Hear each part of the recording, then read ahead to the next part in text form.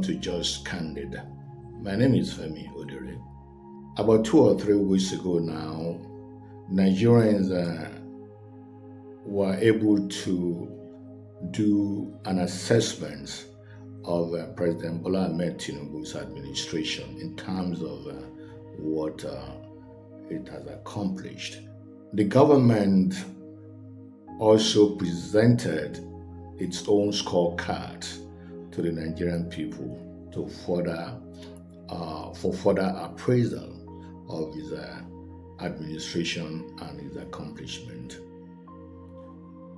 I did an assessment of the president's accomplishments myself, and I came to the conclusion that based on the legions of his accomplishment in the last 2 years and the tectonic shift that Nigerians are witnessing and changing the face of government, I came to the conclusion that President Bola Ahmed Tinubu is the architect of modern Nigeria.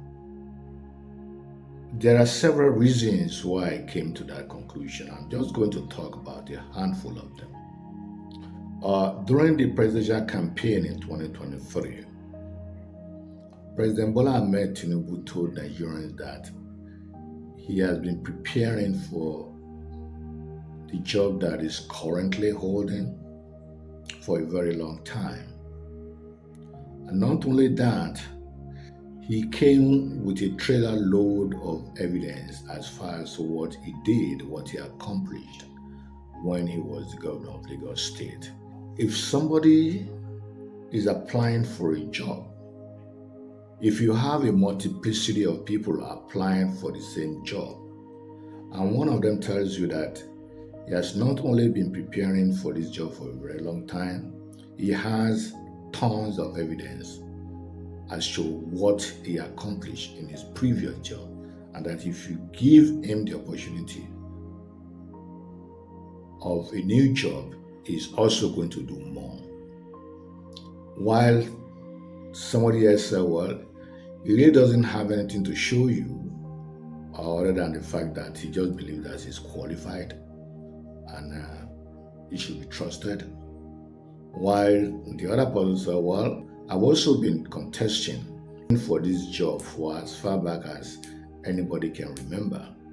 But as far as evidence to show what he did in his previous job, all you saw was some type of a special purpose vehicle used to swindle the corporate entity called Nigeria. And not only that, the evidence were abound that he sold the national assets to his cronies for pittance. If there's any reason why Nigeria has not been able to develop the way it should have by now, it is because I've always been having accidental leaders who never really prepared for the job that they were handed. And you don't have to be a rocket scientist, you don't have to be a political scientist for that matter, to know that if you have not prepared for a particular job, you can hardly do much in that job. So I just want to mention this with the hope that we will change our leadership selection going forward. I also would like to talk about the removal of subsidy. But there's one thing that I want to get across to you concerning this removal of subsidy. I'm sure you know Alhaji Abdul Samad Rabiu. Alhaji Rabiu is the CEO, the chairman of BUA Industries. It's a conglomerate. And there's something he said in an article that I read. It was an article in commemoration of President Bola Ahmed Tinubu's midterm in office. He said he was in the company of the former president of the Niger Republic, President Bazoum. In a discussion, he asked the former president how come he was only producing diesel and not producing petrol. And this is the reply he said the president gave him. He said if you were to be producing petrol he will be spending 70 cents per liter to produce petrol. He said, but at that time, he was spending only 20 cents per liter.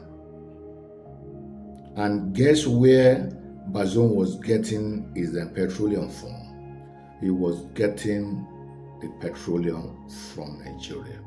So what this means to me is that for a very long time, for decades, we have been subsidizing the people of Niger Republic of a product that we never had enough of to begin with.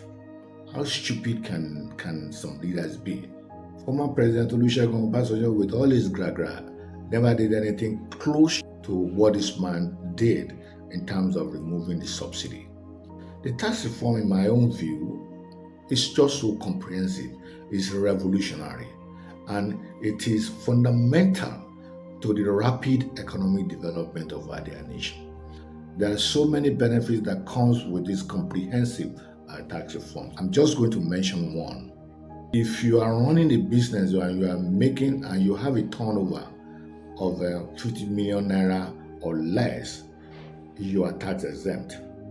So what does that mean? That means that with 50 million naira as profit at the end of the year, you have more money now to plow back into your business. You have more money now to buy machines and other equipment to be more productive. And when you buy machines and other equipment to be more productive, you also will have to hire more hands. So you have economic development as a result. The other thing I would like to mention is the local government autonomy. The LG autonomy has been a sort of a back and forth over the years, as far back as 1999, if I can remember. And people have argued about the constitutionality or otherwise of it. And even speaking about the constitution, I make bold to say that the constitution that we are operating is even rigged against the development of this country. All you need to do, you don't have to take my word for it. All you need to do is pick a copy of the constitution and go through all the clauses in the constitution. What about the regional development commissions? We started with the Niger Delta Development Commission. The Niger Delta Development Commission was actually created for the oil-producing states, which probably are not more than like 5 or 6 or 7 or thereabout. But when Buhari came, I believe he created the Northeastern Development Commission. But when Tinubu came, he liberalized, he democratized the development commissions. Now, all the geopolitical regions can develop at their own pace, and development can be rapid and faster. If this is not revolutionary enough, then I don't know what else is revolutionary. What is happening in this administration is what I describe as the deconstruction of the Nigerian polity. This country was constructed on a false foundation. This country was constructed on a false narrative.